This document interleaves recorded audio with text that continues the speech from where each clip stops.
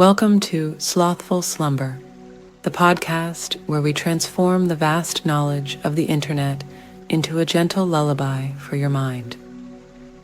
I'm your host, Luna Dreamwell, and I'm here to guide you on a journey to tranquility through the soothing cadence of Wikipedia articles. Each episode will delve into the most wonderfully mundane and sleep-inducing topics, helping you drift off into a realm of serene dreams. So find your comfortable space, close your eyes, and let the dull hum of information carry you into a restful slumber. Now, let's embark on tonight's voyage of tranquil learning as we explore a topic so peacefully uneventful, it just might whisk you away to the land of dreams.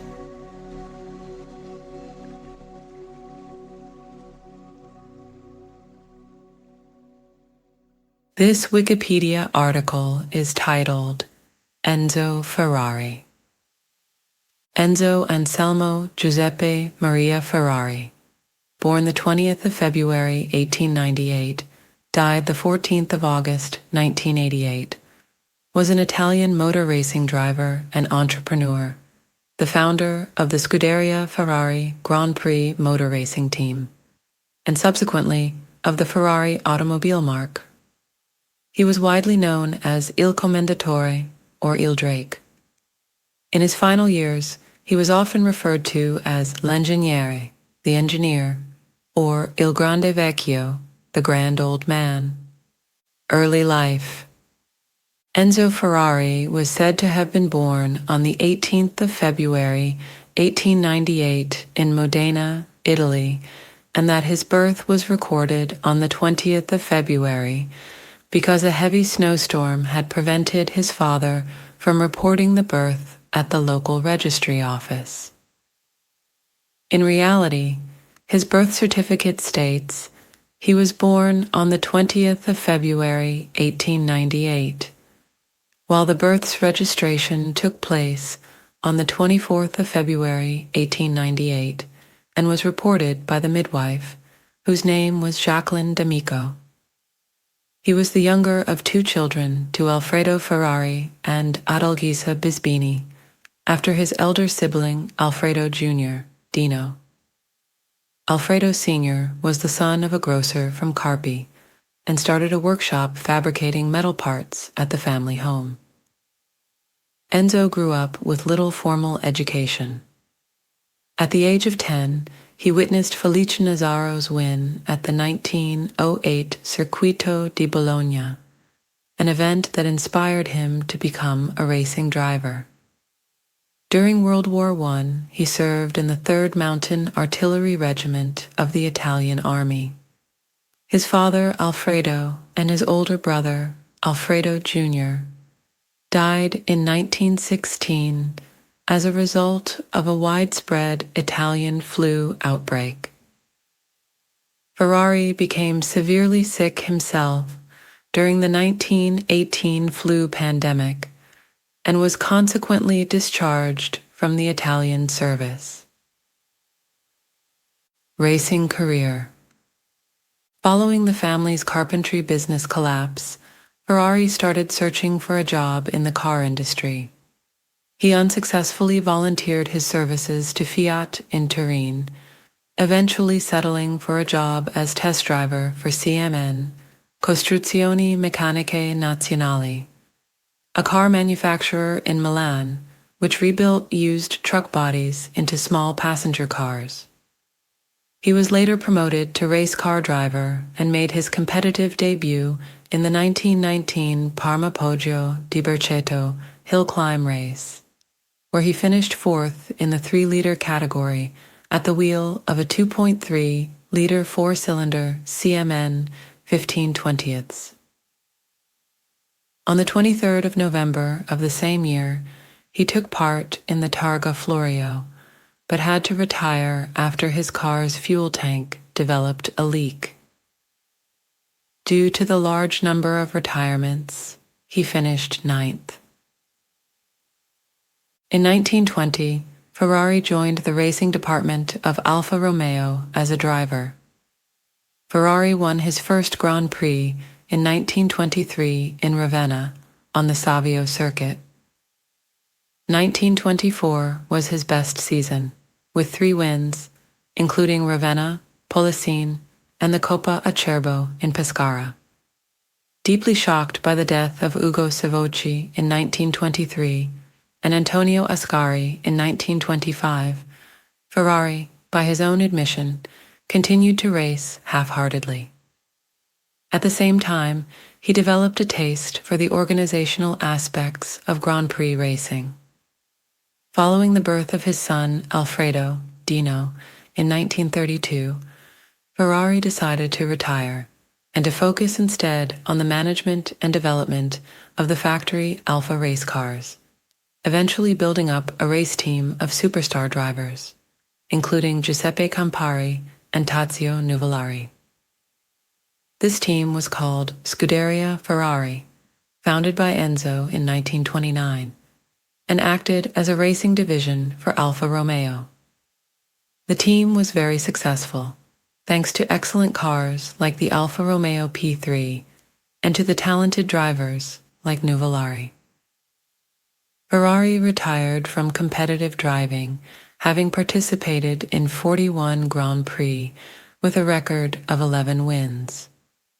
In this period, the prancing horse emblem began to show up on his team's cars.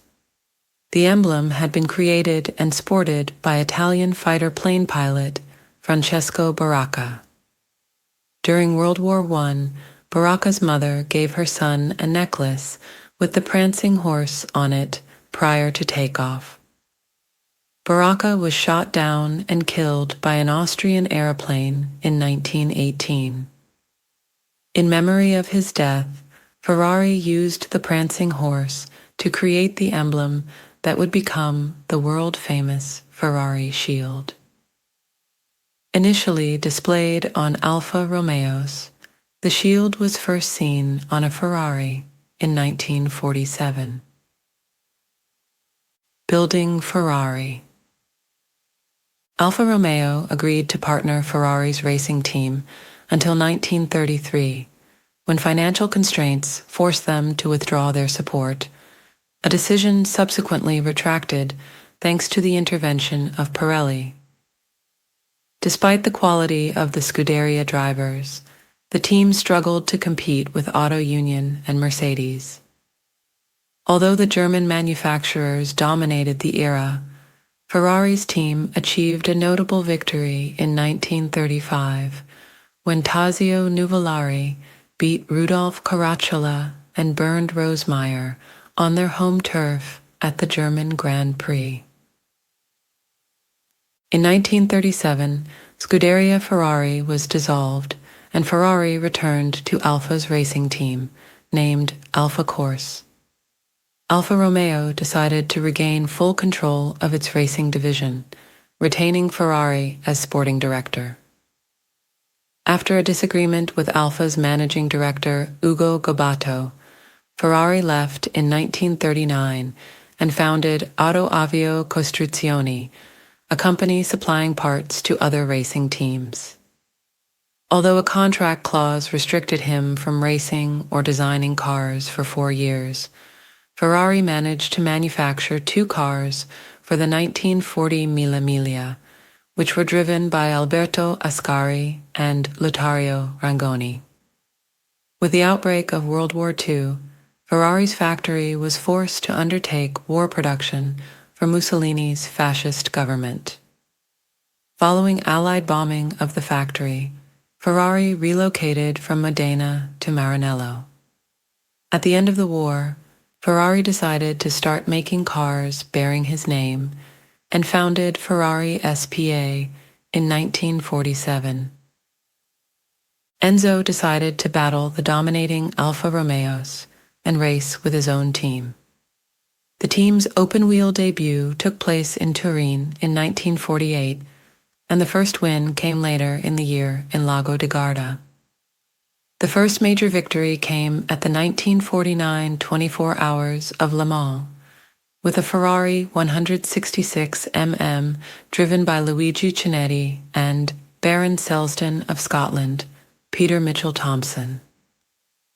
In 1950, Ferrari enrolled in the newly born Drivers' World Championship and is the only team to remain continuously present since its introduction.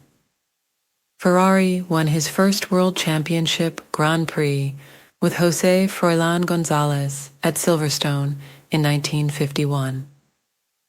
Apocryphally, Enzo cried like a baby when his team finally defeated the mighty Alfetta 159.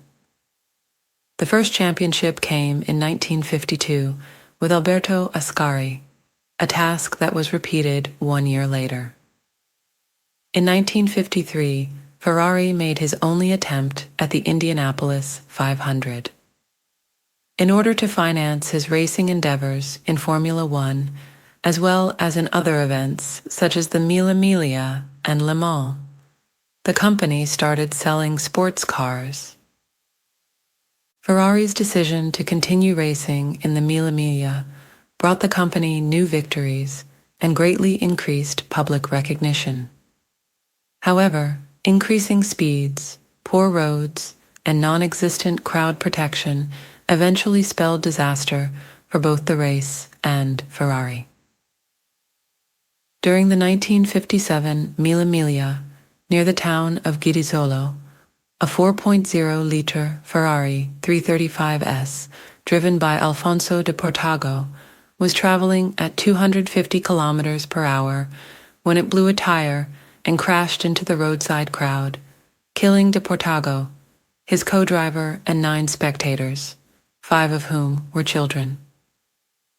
In response, Enzo Ferrari and Engelbert, the tire manufacturer, were charged with manslaughter in a lengthy criminal prosecution that was finally dismissed in 1961.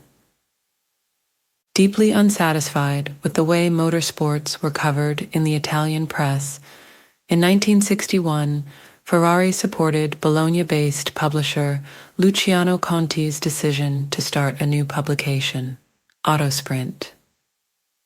Ferrari himself regularly contributed to the magazine for a few years.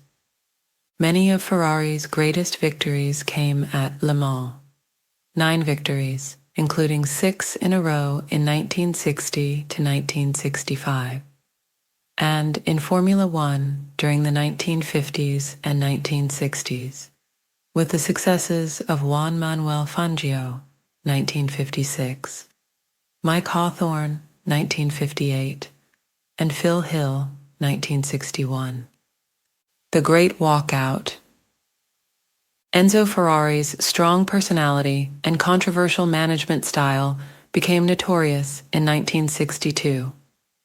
Following a rather weak title defense of Phil Hill's 1961 world title, sales manager Girolamo Gardini, together with manager Romolo Tavoni, chief engineer Carlo Citti, sports car development chief Giotto Bizzarini, and other key figures in the company, left Ferrari to found the rival car manufacturer and racing team Automobili Turismo e Sport, ATS. Based in Bologna and financially supported by Count Giovanni Volpi, ATS managed to lure away Phil Hill and Giancarlo Baghetti from Ferrari, who responded by promoting junior engineers like Mauro Forghieri, Sergio Scaglietti, and Giampaolo Dallara, and hiring Ludovico Scarfiotti, Lorenzo Bandini, Willie Maires, and John Surtees to drive his Formula One cars. The Great Walkout came at an especially difficult time for Ferrari. At the urging of Citti, the company was developing a new 250-based model. Even if the car would be finished, it was unclear if it could be raced successfully. Ferrari's shakeup proved to be successful. The mid-engined Dino racers laid the foundation for Forghieri's dominant 250, powered 250p.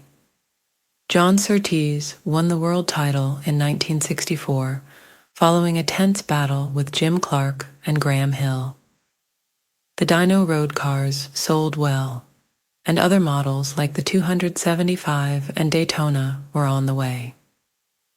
Conversely, ATS, following a troubled Formula One 1963 campaign, with both cars retiring 4 times in 5 races, folded at the end of the year.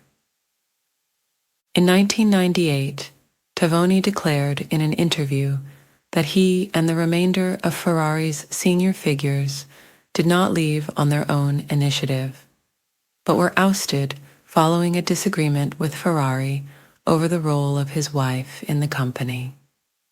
He said, "Our mistake was to go to a lawyer and write him a letter, instead of openly discussing the issue with him.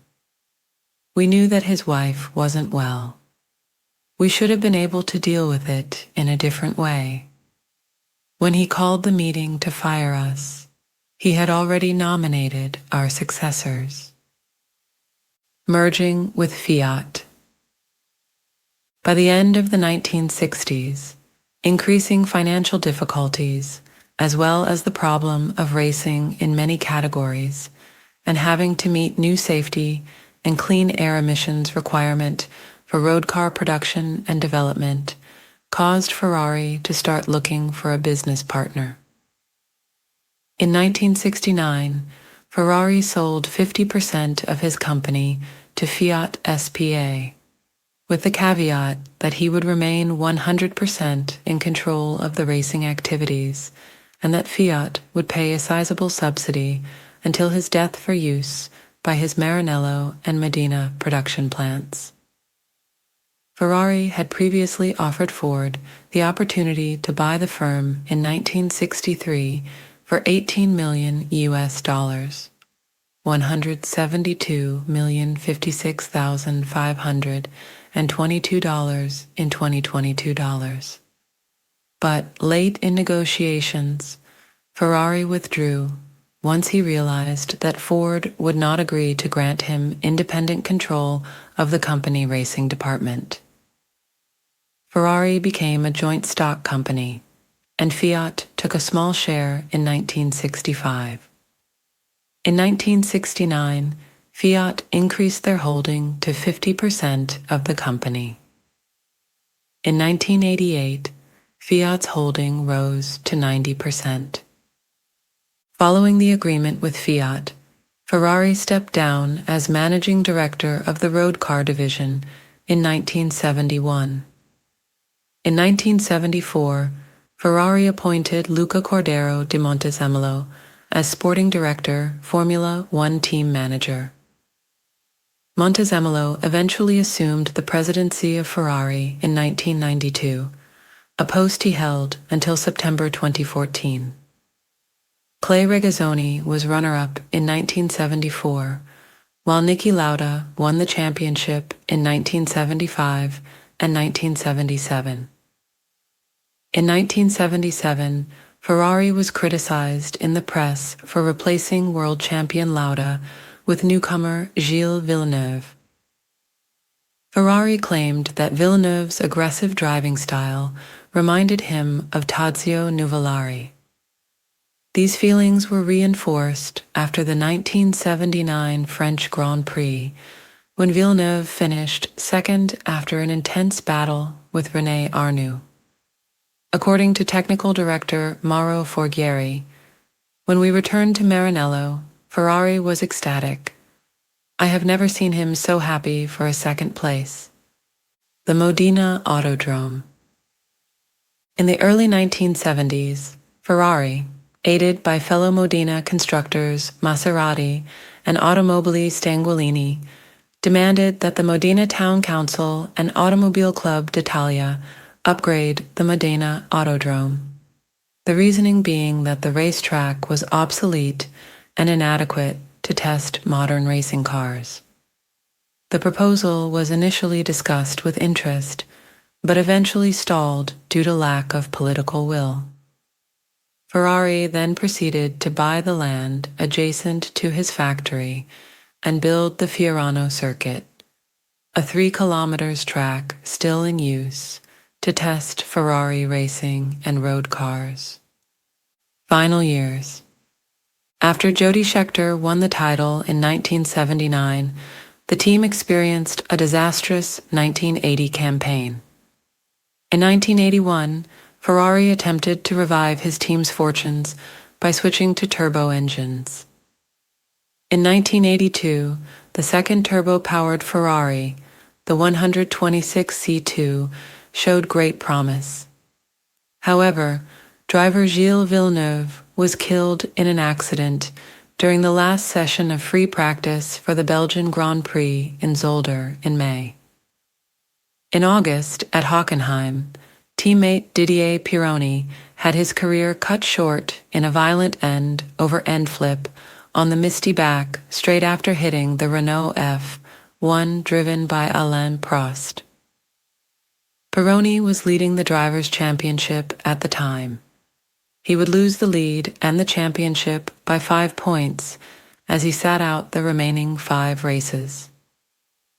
The Scuderia went on to win the Constructors' Championship at the end of the season, and in 1983, with driver René Arnoux in contention for the championship until the very last race.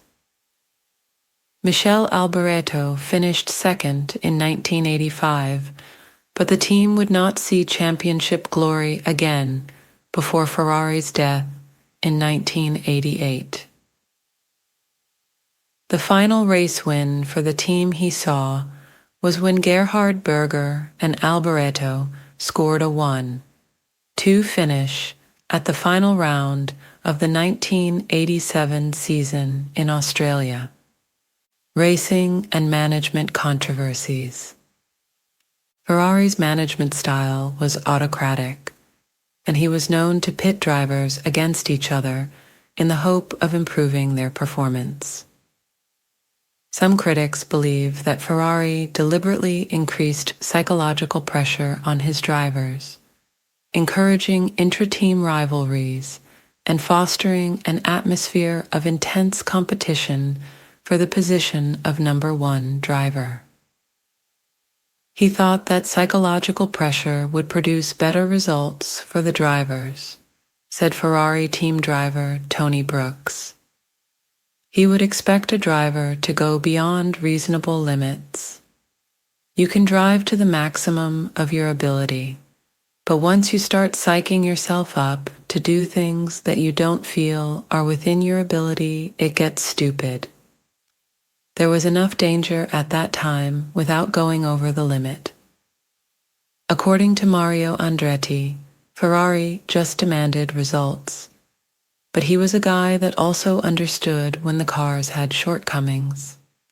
He was one that could always appreciate the effort that a driver made, when you were just busting your butt, flat out, flinging the car, and all that. He knew and saw that. He was all in. Had no other interest in life outside of motor racing and all of the intricacies of it.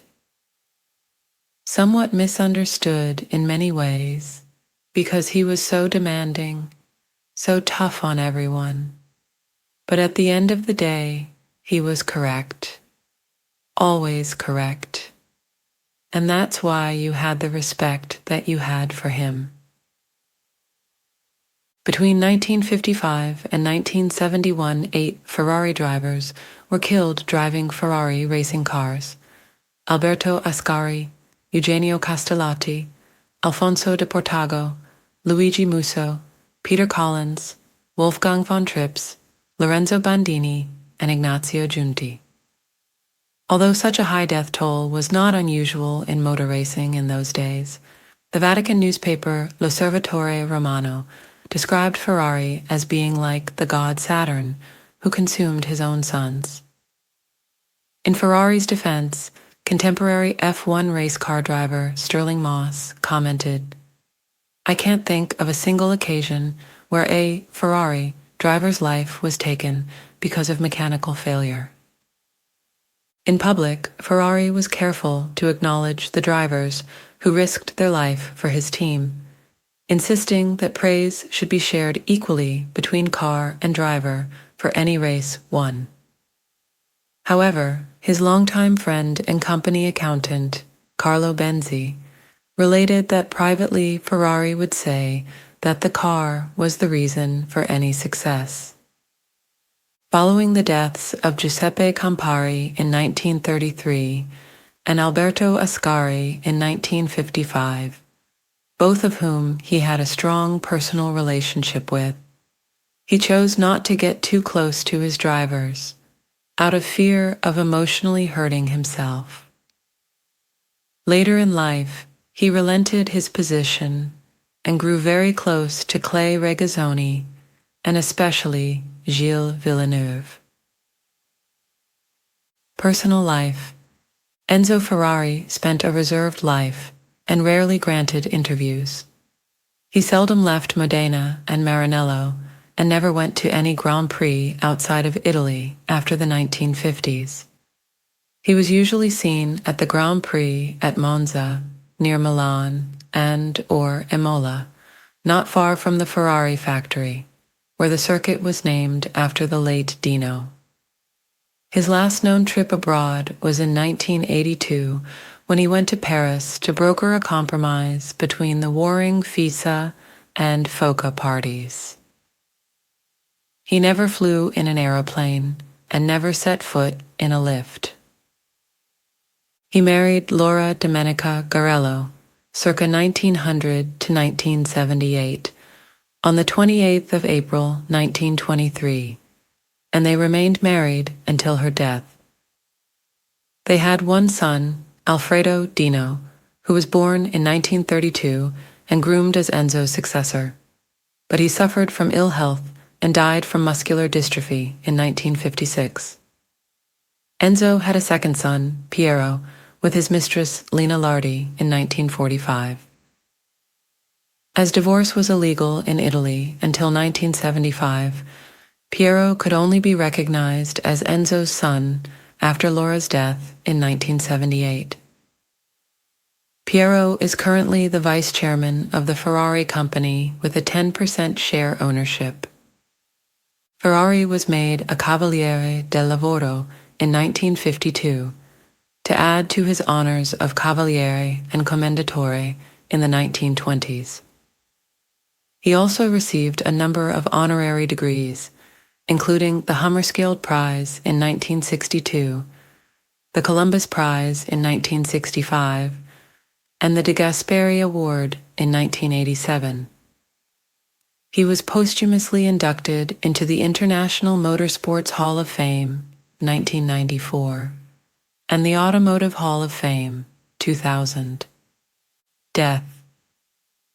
Ferrari died on the 14th of August, 1988, in Maranello at the age of 90 of leukemia. Because he was a private person, and because he feared popular protests due to the fact that Ferrari's team had been beaten by McLaren in every race of the 1988 season so far, Enzo expressed the wish for his death to be reported in the media only on the 16th of August, the day after his burial on the 15th of August. He witnessed the launch of the Ferrari F40 shortly before his death, which was dedicated as a symbol of his achievements. In 2002, Ferrari began production of the Ferrari Enzo, named after its founder. The Italian Grand Prix was held just weeks after Ferrari's death, and the result was a 1-2 finish for Ferrari, with the Austrian Gerhard Berger leading home Italian and Milan native Michele Alboreto. It was the only race that McLaren did not win that season. Since Ferrari's death, the Scuderia Ferrari team has remained successful. The team won the Constructors' Championship every year from 1999 to 2004, and in both 2007 and 2008.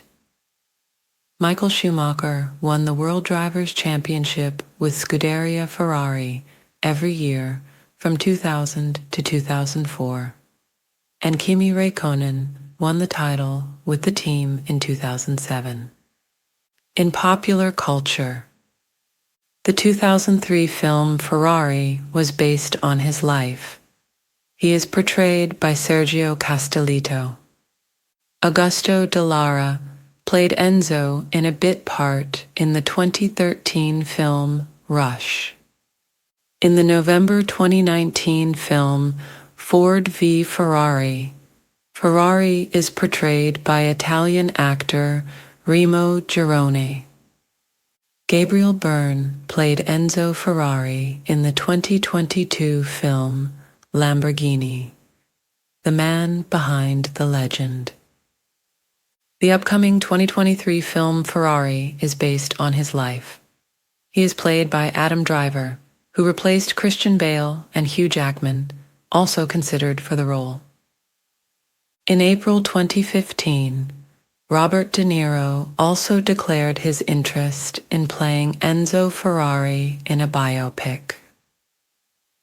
A popular joke among fans of association football holds that German footballer Mesut Özil is the reincarnation of Enzo Ferrari. Özil bears a striking resemblance to Ferrari and was born 2 months after Ferrari's death.